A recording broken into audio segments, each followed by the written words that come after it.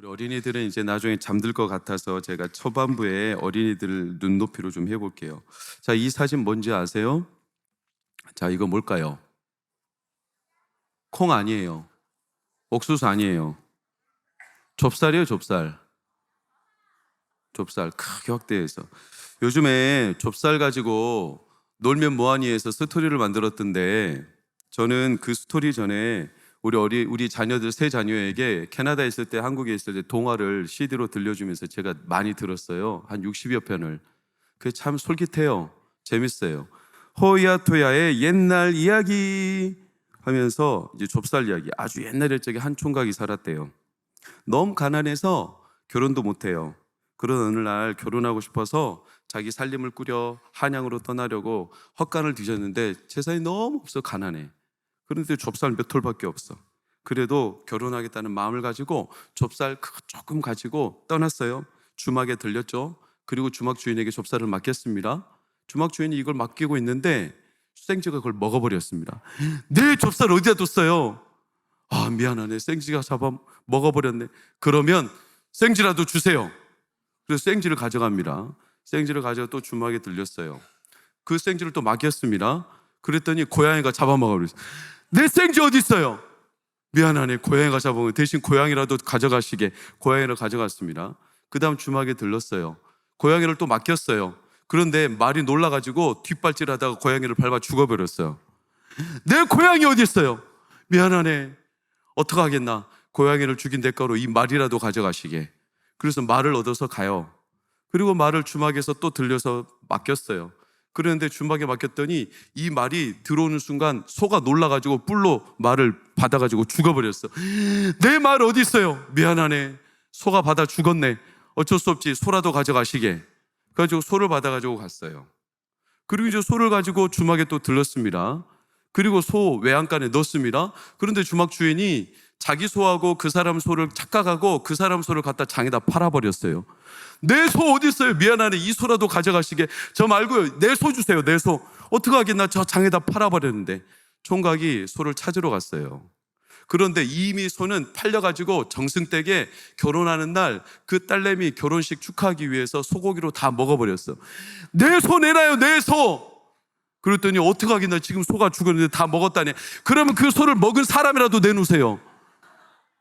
그래가지고 총기가 너무 기특해서 그 정승댁에서 이 사람한테 소고기를 먹은 자기 딸을 결혼시켜줬다는 아주 행복한 이야기입니다. 이거 완전 도둑놈 아니에요? 이런 걸 옛날 애들 동화라고. 이게 저는 이걸 들으면서 말도 안 돼. 이걸 들으면 애들이 뭔 생각을 할까? 한탕주 한량 되지 않겠어요? 한량? 그냥 인생에 뭔가 대박 터지는 거, 작은 거 가지고 도박하듯이 뭔가를 얻어내는 거, 몇십 배, 몇백 배 불리는 거, 이게 마치 성공인 것처럼. 여러분, 근데 세상이 그걸 성공이라고 불러, 실제로. 오늘 비트코인이 터진 어떤 대학생이 자기 SNS에 올려가지고 뭐라고 올려냐면, 돈 복사만 하면 이렇게 잘 버는데 뭐하라고 열심히 살아? 이렇게 글을 올린 거예요. 자기는 비트코인 투자해서 2천만 원에서 1억 4천이 된 거예요. 그러니까 이렇게 돈 복사에다 갖다 붙이면 돈이 이렇게 막 글로 들어오는데 너희들 왜 이렇게 열심히 살아? 그게 성공의 키워드가 돼버린. 여러분, 애들 동화만 가지고 말하기에 너무 과민하다 하겠지만 사실은 우리 인생에 보면 이 좁쌀 하나 때문에 우리 인생 전부를 갉아먹는 야금야금, 그게 있어요. 뭘까요? 이건 좁쌀보다 더 작아도 우리 삶에 들어오는 순간 내 인생 전체를 다 바꿔버릴 만큼 아주 큰 영향력을 행사할 겁니다. 뭘까요? 죄입니다. 죄는요, 좁쌀만 할지라도요, 우리 삶에 들어오는 순간 그 대가가 나중에 어마어마해집니다. 갉아먹죠. 통째로 우리 인생을 죽음으로. 그러니까 예수님 그러셨어요. 죄가 머리카락 한 올이라도 있다면 천국에 들어갈 수 있다, 없다? 없다.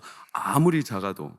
그러니까 차라리 죄가 있어서 천국에 못 들어가느니 네 팔을 잘라서 들어가는 게 낫다, 이렇게까지 말씀하신 거면 그 작은 죄도 우리 인생의 통째를 다 날려버릴 수 있다. 여러분, 이게 죄예요. 좁쌀만 해도. 우리 인생을 야금야금. 그러니까 죄를 빌미로 우리 삶의 저변에서 갉아먹는 존재가 있는데 누굴까요? 마귀입니다. 마귀가 죄를 좁쌀처럼 우리 삶의 빌미로 계속 바꾸어 갑니다. 그래서 인생을 통째로 앗아갑니다. 마귀의 수작이죠. 사울 왕에게 그런 일이 일어난 겁니다, 여러분. 사울 왕이 처음부터 패가 망신한 게 아니에요. 조금씩 좁쌀 같은 것들이 나중에는 사울 왕의 전부를 다 불태워버려요. 오늘이 그 핵심적인 내용인데 8절을 보면 사울이 뭐에 불쾌했다? 말에 불쾌했다. 그래서 마음에 분노가 막 일어났습니다. 말에, 청력, 듣는 것 때문에 불쾌했다. 그래서 8절을 그 다음을 보면 빨간색 시작. 마음속으로 비꼬고 막 빗대고 굉장히 다윗에 대한 이 마음이 틀어진 걸 볼 수 있죠. 그가 이제 나라 말고 뭐 얻을 것이 있겠냐. 그러면서 이제 그때부터 다 사울의 모든 게 이제 바뀌어요. 그 작은 말의 불쾌함이 구절을 보면 그 사울의 온 생각 시선을 다 송두리째 뺏겨버려. 그래서 누구를 주목하기 시작하죠? 다윗을 주목하기 시작해요. 이게 왜 그런지 여러분 아시죠? 계기가 뭡니까? 노랫말 때문에 그렇죠. 그 노래가 뭔데요? 사울은 천천, 다윗은 만만. 6절에 보면 전쟁에서 이기고 돌아올 때 사람들이 환호를 했죠. 자, 아래 빨간색을 보면 누구를 환영한 거죠? 사울을 환영한 거예요. 다윗이 아닙니다. 분명히 사울을 환영한 겁니다. 물론 다윗은 신하니까 감히 대놓고 다윗을 환영할 수는 없어요. 왕인 사울을 환영하겠죠? 그러니까 분명히 사울은 환영을 받으면서 왔어요. 사람이 그러면 힘이 나죠. 여러분 응원 받으면 힘이 나요, 안 나요? 나죠. 누군가 나를 지켜보고 있으면 힘이 나죠. 설교할 때 저도 여러분이 아멘 잘하고 여러분이 막 초롱초롱 빛나고 하품하는 사람 한 사람도 없고 막 눈기 총기가 막 그래가 나를 뚫어져라 쳐다보고 야 내가 오늘 이 말씀 놓치면 내가 인생 끝나는 거다 이런 정신을 가지고 나를 쳐다보는 사람이 이 가운데 한 사람만 있어도 저는 작두를 탄다니까. 작두를. 근데 맨 앞에서 막 꾸벅꾸벅 졸고 막 언제 끝나는 시로 뒤를 쳐다보고 시계 몇 시냐고 이거 쳐다보고 있고 그리고 핸드폰 들여다보고 그러면 내가 막 시험에 팍 든다니까요. 이게 인간이라 어쩔 수 없어요. 응원, 환영받는 거 환영. 그런데 애석하게도 사울은 자기를 환영해 주는 줄 알았어요. 근데 노랫말이 7절을 보니까 사울은 분명히 천천히인데 그 뒤가 구려. 다윗은 몇? 만만. 여러분, 그러니까 분명히 내가 한턱을 쐈어요. 그래서 사람들이 나에게 고맙다고 해. 자, 예를 들어볼게요. 내 자녀가 이번 대입 수능에 시험을 제법 잘 봐서 연세대에 들어갔어. 그래가지고 김 부장님이 한턱을 쐈어. 부장님 축하합니다. 부장님 참 기쁘시겠어요? 그런데 어떤 직원이 눈치 없이 갑자기 그런데 김 과장님 3개월 전에 과장님 아들 하버드에 가지 않았어요? 맞아. 과장님 아들 하버드 갔어. 과장님 아들 대단하다. 이야 연대도 물론 대단하지 하버드 대단하다. 그래가지고 쏘기는 김 부장님이 쐈는데 모든 칭찬은 누가 들어? 과장님이 들어. 그럼 배아지가 뒤틀려요? 안 뒤틀려요? 뒤틀리죠. 얼마나 뒤틀리겠어요? 교회 봉사를 다 열심히 했어요. 지난주 교회 대청소를 진짜 열심히. 내가 제일 먼저 나왔어요. 12시에. 여러분들 말하는 거예요. 저는 안 나왔어요. 죄송합니다. 12시에 나왔어요. 그래가지고 청소 끝날 때까지 끝까지 열심히 했는데 마무리할 때 내가 너무나 시간이 촉박해서 갔어. 청소 도구를 정비를 못하고 갔어. 이것만 해줘요. 내가 다 했어요. 이것만 해줘요. 그래요. 이 집사님 수고했습니다. 이렇게 다 해줘서 고마워요. 그래가지고 최 집사님이 그걸 정리하고 있는데 하필이면 그때 장로님들하고 손목사가 그걸 본 거예요. 아니 우리 교회 대청소는 최 집사님이 다 했네. 그래가지고 주보 시간에, 광고 시간에 어제 대청소 우리 최 집사님 수고했다고 광고를 대대적으로 해버렸어. 그럼 김 집사님은 교회를 떠나겠어요, 안 떠나겠어요? 배아제가 뒤틀리겠죠. 내가 죽어라고 이랬는데 남이 다 영광을 보잖아요. 그렇다고 그걸 다음 주 광고에다가 주보에다 낼 수도 없잖아요. 교회 대청소 김 집사가 다 했다 이렇게 할 수 없잖아요. 그렇죠? 여러분, 이게 아무것도 아닌 것 같지만 이 좁쌀만한 게, 그 좁쌀만한 게 내 마음에 들어왔는데 이게 내 속을 밤새 태우는 거 아십니까?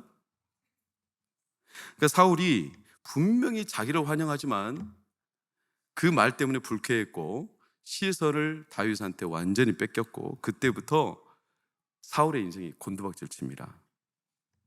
좁쌀 하나 때문에. 여러분, 그러니까 사울이 다윗 때문에 불쾌했다, 이건 세상살이 하다 보면 해프닝으로 일어날 수 있죠. 근데 그 다음이 아주 심각한 문제가 10절을 보세요. 빨간색 시작.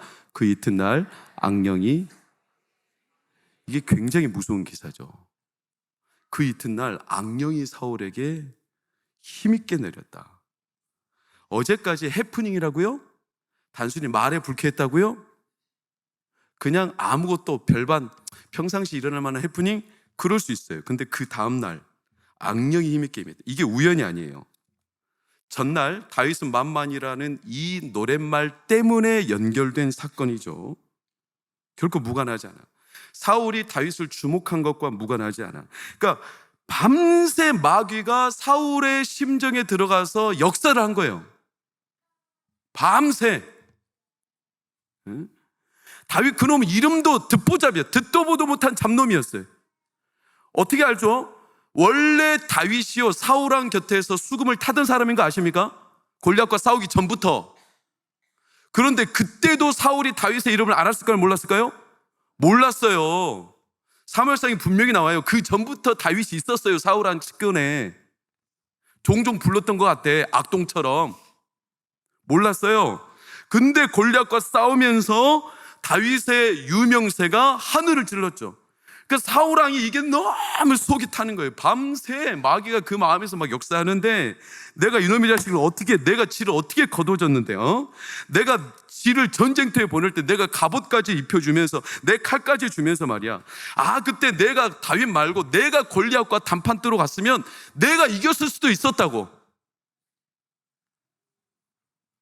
아, 근데 그 허무맹랑한 놈이 하룻강아지 법무서 모른다고 그놈이 끼어드는 바람에 온 국민의 눈이 다윗에게로 향해. 내가 도대체 뭔 꼴이냐고 이 5만 가지 생각이 그 밤에 꼬리에 꼬리를 물고, 좁쌀만 했던 이 감정이, 좁쌀만 했던 아무것도 아닌 게 사울의 온 마음을 불태워버리기 시작했어요. 여러분, 그렇게 사울이 경계선이 무너진 거예요. 여러분, 충동적인 범죄는 없습니다. 수도 없이 마음에 생각을 합니다. 그리고 결심을 하는 거예요. 그러니까 전날까지는 인간적인 시기, 질투심 정도였을 텐데 그 이튿날 되면서 마귀가 사울의 마음을 장악해버린 거예요. 제가 주일날에도 20장 가지고 설교를 할 테지만 이 일로 인해서 사울이 다윗을 몇 번 죽이려고 하냐면 공식적으로만 5번을 죽이려고 해요. 19장, 20장에 걸쳐서. 그리고 이미 그 마음은 마귀가 장악한 악령이. 여러분, 그것을 어떻게 할 수 있냐? 10절을 보세요. 10절 빨간색 시작. 정신없이 떠들어대잖아요. 이게 누구 말인지 몰라. 이제 사울이 막 정신없이 떠들어대는데 이게 누가 누구에게 말을 하는 거고, 누구 말을 듣고 누구에게 지금 의식이 지배되어서 막 정신없이 말을 떠들어대는지 몰라요. 근데 뚜렷한 증거가 11절에 이어서 나와요. 11절을 보니까 빨간색 시작. 자, 중요한 건 스스로 이르기를. 자, 다윗을 벽에 박겠다. 이게 누가 이르기를? 스스로. 마귀가 이르기를? 아니요. 누가 이르기를? 스스로 이르기를. 이게 왜 중요할까요? 여러분, 마귀가 이르기를 하면 사울에겐 책임 없어요. 마귀에게 꼬임당한 거예요. 근데 스스로 이르렀다고. 이게 무슨 말이냐면 이미 사울의 마음과 마귀의 마음이 하나가 되어버렸다는 거예요. 그 마음에서 일어난 거예요. 외부에서 유혹을 해서 사울이 쫓겨가는 게 아니라 마음속에 이미 마귀가 장악을 했고, 그래서 그 마음속에서 스스로 튀어나온 내용이에요. 그 말은 사울의 마음을 누가 이미 장악했다? 마귀가 장악했다. 그 안에서 고린도후서 13장 5절을 보세요. 너희가 믿음 안에 있는가 점검을 할 때 그 다음 빨간색 시작. 스스로 알아야 돼요. 내가 믿음인지 아닌지 스스로 알아야 돼요. 남이 너 믿음이야 이렇게 말해줘서 믿는 건 그 사람 믿음 아니에요. 내 안에 믿어져야 합니다. 여러분 안에 믿어져야 합니다. 기도할 때 응답받았다고 믿어져야 합니다. 그러면 응답이 된 겁니다. 남에게서 들은 거는 흔들립니다. 스스로 내 안에 일어났다는 말은 내 안에 이미 그 마음이 확고하게 뿌리를 내렸다는 거예요. 사울은 스스로 이르렀다. 다시 말하면 이미 그 안에 마귀가 장악하기 시작했다. 그래서 그 마음이 튀어나오는 거다. 여러분, 이걸 비교해 볼까요? 사울이 처음부터 그랬냐? 16장 23절을 보면 예전에도 제가 아까 말씀드렸죠. 다윗이 골리앗과 싸우는 게 17장인데 16장에 다윗이 사울 곁에 있어요, 없어요? 있죠. 이때도 사울이 악령에 시달렸거든요. 이때 다윗이 옆에서 수금을 탔어. 수금을 잘 탔어요, 다윗이. 음악가죠. 그러면 그 다음 빨간색 악령이 어떻게 됐다? 떠났다는 거예요. 여러분, 그때 당시는 악령이 떠났어요. 수금을 타면. 그런데 놀라운 것은 지금은 떠나요, 안 떠나요? 안 떠나요. 예전엔 떠났다니까요. 그래가지고 악령이 떠나서 상쾌했다. 예레미야 31장 25절을 보면 피곤한 심령을 상쾌하게 한다. 상쾌가 무슨 뜻이냐면 그냥 쉽게 흡족했다. 마음이 만족감이 넘쳤다. 그래서 딴 게 들어올 게 있다 없다? 없다. 내 마음이 흡족해서, 하나님 마음으로 흡족해서 딴 게 틈탈 겨를이 없다. 다윗이 수금을 타면 사울의 마음이 상쾌했다. 사울의 마음이 흡족했다. 그래서 딴 게 틈탈 겨를이 없었다. 상쾌했다라는 거예요. 그런데 지금은 그게 아니에요. 사울이 스스로 이르기를 내가 창을 들어 다윗을 벽에 박으리라. 몇 번? 2번. 예전에는 수금을 타면 사라졌던 악령, 마음에 흡족했던 마음이 사울에게 더 이상 흡족함이 없어요.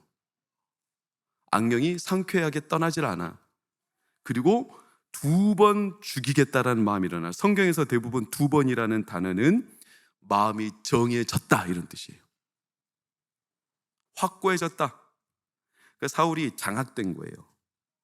여러분, 예전에 다윗이 수금을 탔을 때와 지금의 다윗이 수금을 타는 게 다윗이 달라진 게 아니라 사울 안에 들어와 있는 악령의 장악력이 훨씬 세졌다 이런 뜻이에요. 마가복음 9장에도 그랬어요. 예수님이 이런 유가 나갈 수 없다. 뭘로는? 기도 외에는. 그 말은요, 기도가 약하다는 뜻이 아니에요. 귀신이 세다는 뜻이에요. 왜? 여러분, 분명히 이튿날 전까지는 말에 불쾌했고 그래서 다윗을 주목하는 정도로 일상적인 일이라 생각했는데 그 이튿날 왜 악령이 힘있게 내렸죠? 이게 경계선이 무너진 거예요. 그나마 버티고 있던 경계선이 와르르 무너지면서 악령이 사울을 장악하기 시작한 거예요. 영적으로 보면 들어보셨죠? 마지노선 들어보셨어요? 마지노선. 그래서 지도로 한번 볼까요? 이 마지노선이잖아요. 마지노에다가 선을 300km 이상, 프랑스가 독일군 공격 못하도록 선을, 방어벽을 쳤어. 그런데 이게 무너져 버렸어요. 왜? 방어벽을 안 친 곳으로 공격이 들어왔거든. 그 마지노선이 이렇게 생겼어요. 얼마나 단단하게 쳤는지 몰라요. 근데 이게 와르르 무너져 버렸어요. 경계선이. 생태계에도 경계선이 있어요. 아시죠? 수목 한계선 들어보셨습니까? 저는 그 로키 산맥을 갔을 때 본 적이 있는데 저런 식으로 생겼어요. 딱 경계선이 있죠? 그래서 푸른 곳이 있고 하얀 곳이 있죠? 그래서 저 위에는요, 나무가 못 자라. 경계선이에요. 너무 추운 곳이라. 경계선인 거예요. 여러분, 욥이 자기가 범죄하지 않기로 작정하고 욥기에 보면 여자에게 시선을 두지 않겠다 이렇게 작정하는 장면이 나와요. 경계선을 무너뜨리지 않겠다. 이게 욥의 나름의 결심이었어요. 베드로요, 분명히 무너졌어요. 그때 예수님 부인할 때 자기를 부인할 거라고 예고했던 예수님과 눈은 마주쳐졌어요. 그러나 베드로는 경계선이 무너지기 직전에 누구에게로 돌아왔어요? 예수님께로 돌아왔어요. 그런데 가룟 유다는 아예 넘어가 버렸어요. 예수님을 입맞춤으로 파느냐, 네가 인자를 입맞춤으로 파느냐, 자기 입술로 고백까지 해버렸어. 이 사람이 그 사람이라고. 그리고 스스로 나가 떨어져 버렸어요. 귀신의 손에 넘어간 거죠. 그래서 제가 지난주에도 언급했지 않습니까? 고린도서 5장 5절을 보면 이런 자를 사단에게 내어주었으니 이는 육신은 멸하지만 그 다음 시작, 영은 주 예수의 날에 구원을 받게. 그러니까 때때로 하나님께서 우리에게 극약 처방을 하실 때가 있어요. 그 사람이 경계선을 넘어가서 완전히 멸망할 것 같으면 육신의 삶은 다소 무너질지라도 영은 구원하시려고 할 때가 있어요. 영마저 빼앗겨보면 안 되니까. 여러분, 그러니까 이게 별거 아닌 것 같지만 경계선이 무너지면 마귀가 장악하기 시작해서, 그래서 사울이 그렇게 속수무책으로 무너지기 시작한 거예요. 기독교 지성 가운데 스위스 라브리 공동체를 이끌었던, 지금은 소천하셨죠, 프란시스 셰퍼라는 유명한 기독교 철학자가 전 세계적으로 절망이라는 선이 생겼다는 거예요. 사진으로 보면 유럽과 미국의 1890년, 1935년을 기준으로 그 이후로 유럽과 미국의 절망선이 딱 생겼는데, 철학, 미술, 음악, 일반문화, 신학까지 이렇게 단계적으로 하나님을 경외하던 믿음이 속수무책으로 추락하던 시기가 유럽은 1890년이고 미국은 1935년이라는 거예요. 이런 절망선이 있어요. 무너지지 말아야 되는데 철학부터 무너져요. 미술이 무너져요. 모든 문학이 무너져요. 그래서 정치가 무너지고 결국에 신학까지 무너져요. 뭐로? 하나님을 경외하는 신앙에서 인간 중심의 신앙으로 무너져 버려요.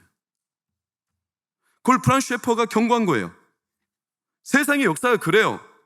그러니까 한 번 딱 경계선이 무너지면 와르르 무너지죠. 그러니까 별거 아니라고 생각하면 큰일 나죠. 우리 일상생활에서도 똑같아요. 제가 요즘에 요리를 많이 하는 편인데, 요리를 잘하는 편인데, 제가 요리의 젬병인 증거는 그날 해먹을 요리는 잘하지만 남은 것은 다 곰팡이 쓸어서 버려요. 제 젬병이에요. 양 조절도 잘 못하고 어떻게 보관하는지도 잘 몰라. 그런데 저는 나름대로 열심히 보관한다고 보관하지만, 여러분 놀라운 것은 곰팡이가 한 번 딱 들어오면 어떻게 될까요? 그 이튿날에는 확 번져버려요. 그 곰팡이가 들어오기 직전까지 잘 막아내는 사람이 고수예요. 그 사람 대단한 거예요. 여러분, 우리나라 기업들이 건축 공사에서 사고가 많이 나는데, 건축 공사가 사고 날 때 이런 법칙이 있죠. 하인리 법칙이라고 그래요. 이거죠. 한 번의 대형 사고가 그냥 나는 게 아니에요. 놀라운 것은 300번이나 되는 사소한 징후들이 있어요. 사고가 날 거다. 이때는 진짜 경미한 사고예요. 사고도 아닐 수도 있어요. 근데 300번이나 있어요. 근데 사람들이 이걸 대수롭게 여겨요, 안 여겨요? 안 여겨요. 그리고 29번 정도의 실제 사고가 일어나. 그런데 대수롭게 여겨요, 안 여겨요? 안 여겨요. 그래서 대형 사고가 터지는 거예요. 경계선이 무너져. 더 놀라운 건 우리나라 건축법상 아무리 대형 사고가 나, 안전 대비를 못해서 기업들이 대형 사고가 나잖아요. 그럼 벌금을 물죠. 벌금을 무는 것보다 이 공사에서 그냥 진행을 해가지고 벌금을 무는 것, 사고가 터져서 벌금을 무는 것보다 이 공사를 안전하게 하기 위해서 기일을 늦추고 안전점검을 계속 해가면서 공사가 늦어져서 발생하는 비율이 훨씬 커. 죄송하지만 그래서 차라리 기업들이 사고 나도 벌금으로 떼어버리는 게 기업에게는 이익이에요. 그래서 안전검사를 잘 안 해. 우리나라 법이 그래요. 간과해. 미국에서 고속도로에서 교통사고가 났어요. GM 쉐보레가 서 있었는데 뒤에서 와닿아서 받아가지고 기름통이 터졌어요. 그래서 안에 있는 사람들이 사고가 크게 났죠. 근데 이 사람들이 GM을 대상으로 소송을 했어요. 그게 뭐냐? 이 차량이 원래 기름통에 하자가 있다. 그러니까 GM은 뭐라고 할까요? 뒤에서 받아서 터진 걸 무슨 하자가 있냐? 어떻게 결론 났을까요? 그 사람들은 이전부터 이 차량에 기름통에 하자가 있다는 것을 계속 말을 했어요. 이거 사고 나면 큰일 난다. 사고 나면 큰일 난다. 근데 리콜을 안 했어. 왜? 리콜해서 이걸 다 해주면 변상액이 너무나 커. 차라리 사고 한번 나서 그 사람한테 개인적으로 배상해 주는 게 훨씬 작아. 그래서 리콜을 안 했어. 그래서 사고가 실제 났어요. 법원에서 이거 가지고 어떻게 벌금을 때렸냐? 그 회사한테 47억을 때려버렸어요. 본보기를 보여준 거예요. 리콜해서 배상해 주는 것보다 더 많은 벌금을 때려버렸어요. 왜? 경계선을 넘지 말라는 거예요. 위험 징후가 있을 때 조심하라는 거예요. 왜? 그게 인간 생명과 연결되니까. 이게 참 선진국답죠? 여러분, 사울이 왜 무너진 거냐면 경계선이 무너졌어요. 그래서 자기 마음에 다윗을 향한 이 경계선이 무너지는 것을 계속 별거 아니라고 내버려뒀어요. 그래서 유명한 종교개혁자 루터는요, 자기 머릿속에 죄가 들어올 때 이 죄를 빨리 떨어버려야 된다고 그랬어요. 새가 둥지를 틀고 있는데 어떤 미련한 사람이 자기 머리에 새가 둥지를 트는데 가만히 있겠냐 이거예요. 여러분, 지나가는데 새가 내 머리에다 가지를 놓고 둥지를 틀어요. 가만히 있을 거예요? 이거 빨리 털어버려야지. 그런데 죄라는 새가 내 머리에 둥지를 트는데 이게 별거 아니라고 계속 내버려 두는 거예요. 그래서 경계선이 무너진다는 거예요. 좁쌀만한데, 여러분, 그래서 그 좁쌀이 꼬리에 꼬리를 물어서 결국 인생을 통째로 삶아 먹어버려요. 과민 반응? 아니, 뭐 그러겠어요. 과민 반응? 아니에요. 경계선이 무너지면 와르르. 시대가 어려울수록 더 민감해야 합니다. 우리 마음에, 우리 영역에, 우리 신앙에. 여러분, 이단도 조금씩 들어오지 한꺼번에 이단의 사상을 우리에게 주입하지 않아요. 조금씩. 성경은 얼마나 무서운 얘기를 했냐면 1.1획이라도 하나님 말씀대로 이루어지지 않음이 없다고 그랬어요. 여러분, 히브리어로 점은 눈에 보이지도 않는 만큼 아주 작아. 근데 하나님은 이 점마저도 반드시 뜻대로 이루신다는 거예요. 히브리어는 점이 있느냐 없느냐에 따라서 뜻이 완전히 달라지거든요. 그런데 하나님은 이 점조차도 소홀하게 여기지 않으세요. 그만큼 하나님은 철두철미해. 여러분, 우리가 하나님과 하느님이 같아요? 다르죠. 어떻게 하나님과 하느님이 같아요? 여러분, 애국가 부를 때 하나님이에요, 하느님이에요? 하나님이라고 해야지. 우리 중학생들 애국가 부를 때 하나님이에요, 하느님이에요? 하느님 하는 거요? 하느님 하는 거요? 고등부 하나님이에요, 하느님이에요? 진짜지? 우리 소년부 하나님이에요, 하느님이에요? 송정 목사? 애국가 부르긴 부르지. 아, 그래요. 하나님, 우리나라 애국가를 안익태 작곡가가 지었는데 참 크리스찬이 아무것도 아닌 것 같죠? 말 한마디 무슨 과민 반응. 북한에 대해서 우리는 과민 반응한다고 어떤 사람들 말하지만 북한, 여러분 사진 한번 보겠어요? 저 사람들이 지금 처형 받으러 가잖아요. 공개 처형, 총으로. 실제로 왜 공개 처형 당하겠어요? 남조선의 드라마 봤다고.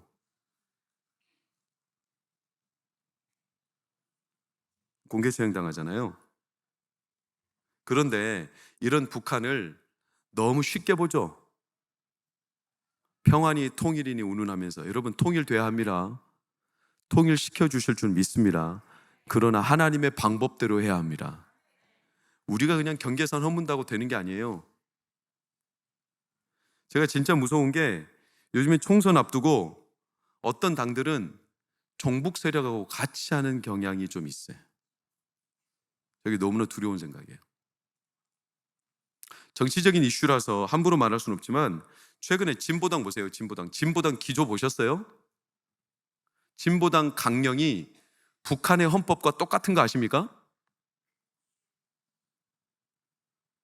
근데 이 진보당과 어깨를 나란히 하고 총선에서 이기겠다고 연대를 이루는 이들이 있어요.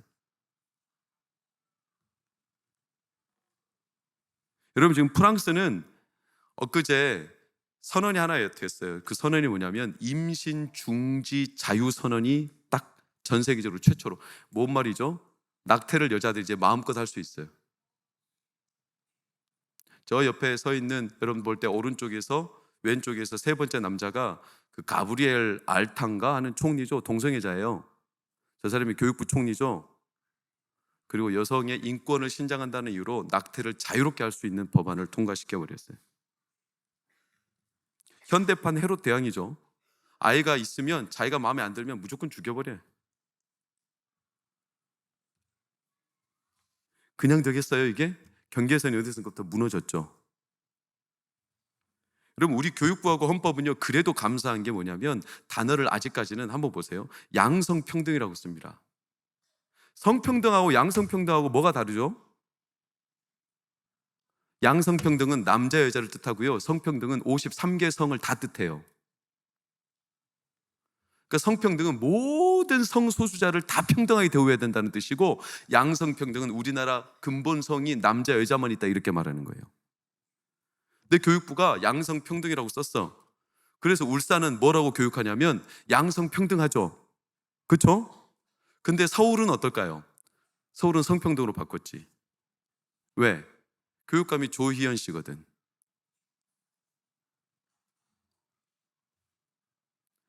이게 그냥 과민 반응? 여러분 저는 과민 반응이라고 생각해요. 왜냐? 이미 경계선들이 허물어지는 친구들이 많아. 제가 그래가지고 이 헌법, 이 교육 과정대로 우리 관악 동작 교육청은 어떤가 싶어가지고 오늘 제가 동작 관악 교육청을 샅샅이 뒤졌어요. 그랬더니 조직도에 이게 나왔더라고. 봐봐요. 이게 서울이고 그 다음 봐봐요. 이게 관악이에요. 뭐라고 표현되어 있어요? 성평등 표현. 우리 동작 관악 지역도 성평등이라는 단어를 사용해요. 이게 우리는 그냥 별거 아니라고 생각하죠. 이 단어를 쓰기 위해 얼마나 많은 사람들이 머리를 쥐어짜낸 줄 아십니까? 꾀를 내고.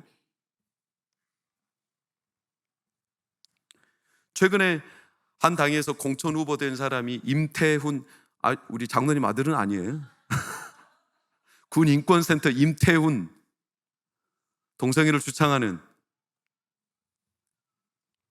지금 동성 부부 건보료 건강보험에서 동성 부부에게 피부양자에게 주느냐 마느냐 이거 이제 내달인가 결정되죠. 사전을 보면 이 사람들이 지금 시비를 걸었죠. 동성 부부예요. 그래서 건강보험료를 이 사람들은 부부로 인정 안 하지만 그냥 우리 건강보험료 피부양자가 부양할 수 있게 해달라. 이걸 이제 법원에서 재판관들이 지금 이쪽으로 많이 기울고 있다라는 사인이 보여요. 극동방송에서 작년엔가 공식적인 방송에서 차별금지법 다루다가 상소당해서 고발 먹어가지고 한번 벌금형을 맞았어요. 그래서 항소했어요. 2차에서 이번에 또 패소당했어요. 여러분 이건 나쁜 신호예요. 왜? 이제 기독교 방송에 시비를 걸기 시작한 거예요. 과민 반응이겠어요? 경계선이 허물어져가는 이 시대를 보면 이런 건 좀 어때요? 조금 위험천만한 상황인데 한번 봐보세요. 터널 안으로 리어카를 끌고 가시는 할머니 아슬아슬하죠? 이런 걸 보면 과민 반응해요 안 해요? 하죠. 우리나라가 지금 이런 상태인지 몰라요. 최근에 어떤 황당한 뉴스가 터졌냐면 고속도로에서 아주 담대한 믿음이 충만한 사모님들이 봐봐요. 운전자를 바꿔 고속도로에서 길 가시다가 난 처음에 주차장인 줄 알았어.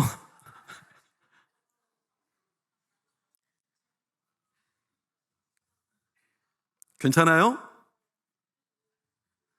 우리나라가 지금 고속도로에서 이런 상태로 아슬아슬하다는 거 아십니까?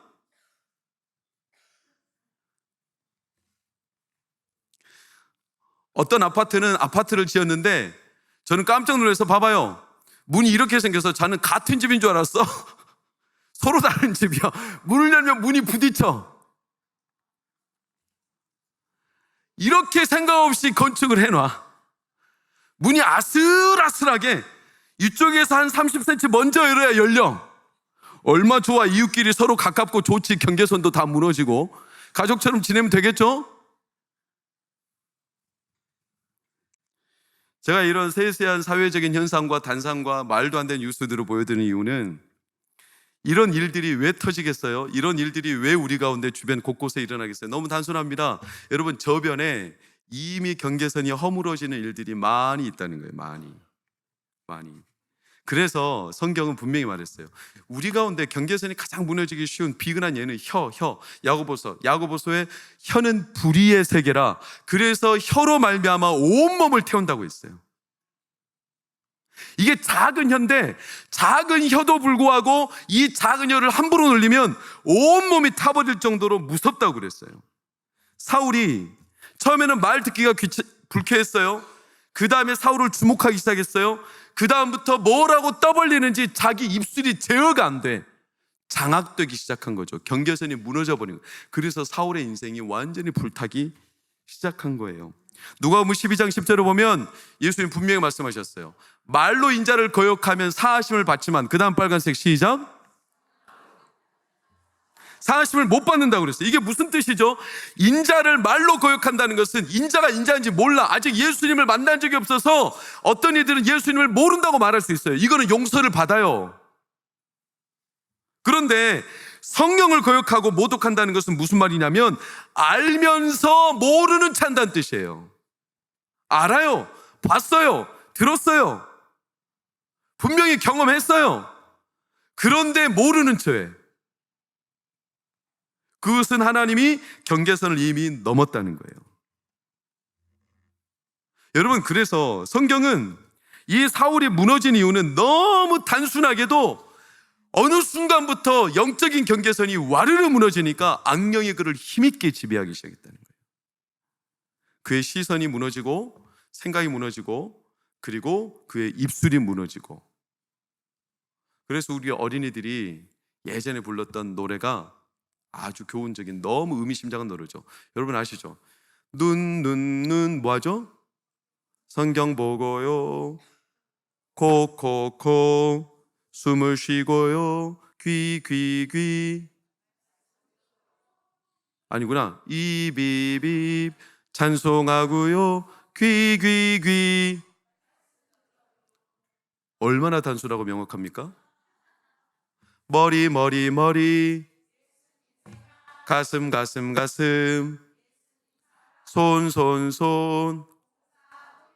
발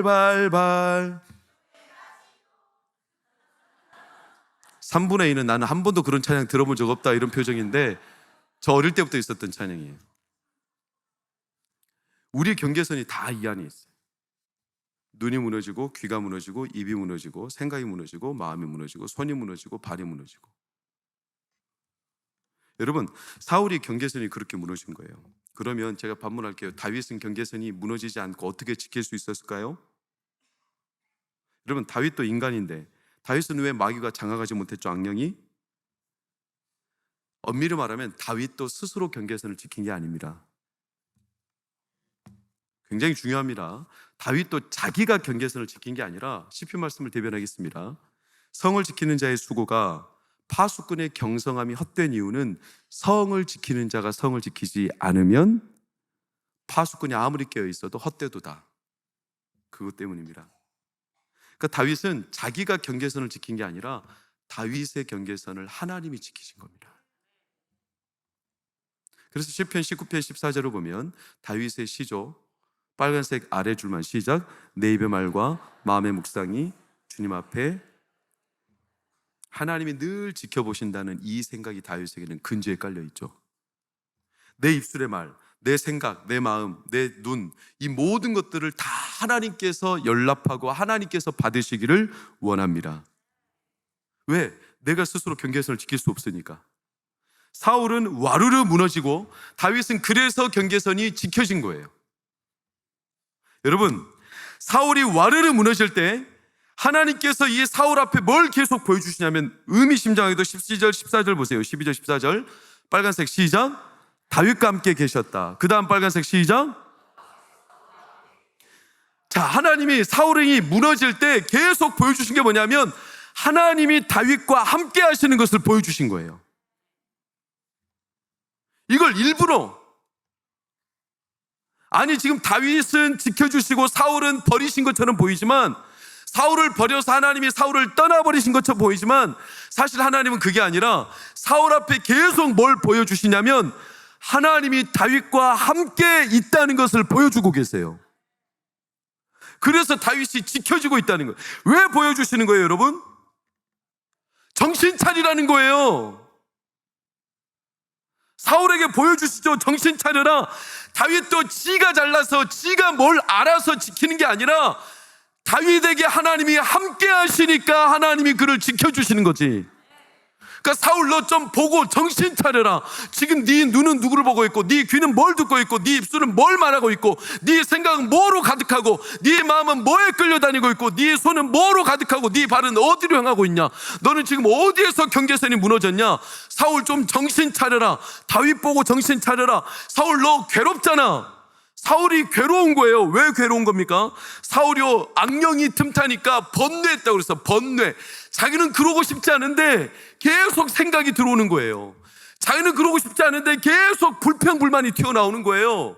자기는 그러고 싶지 않은데 계속 눈이 그 사람의 미운 모습만 보이는 거예요. 자기는 그 말 하고 싶지 않은데 계속 말이 엉뚱한 거짓과 음담패설만 나오는 거예요. 사울이 그러고 싶겠어요? 안 그러고 싶어요, 사울도. 그런데 마귀가 막 강하게 사울을 누른다고요. 그러니까 이 사울이 괴로운 걸 하나님도 아십니다. 그래서 사울의 경계선이 무너지면 사울이 결국에는 초토화되니까 하나님이 보이시는 거죠. 다윗과 함께 하심을 일부러 보이시죠. 사울, 정신 차려. 하나님이 네 눈, 네 생각, 네 마음, 네 귀, 네 입술, 네 발, 네 손을 함께 붙들고 지켜야 너가 지켜진다는 거예요. 여러분, 우리가 세상 살면서 어떻게 다 경계하고 어떻게 다 분별합니까? 못하죠.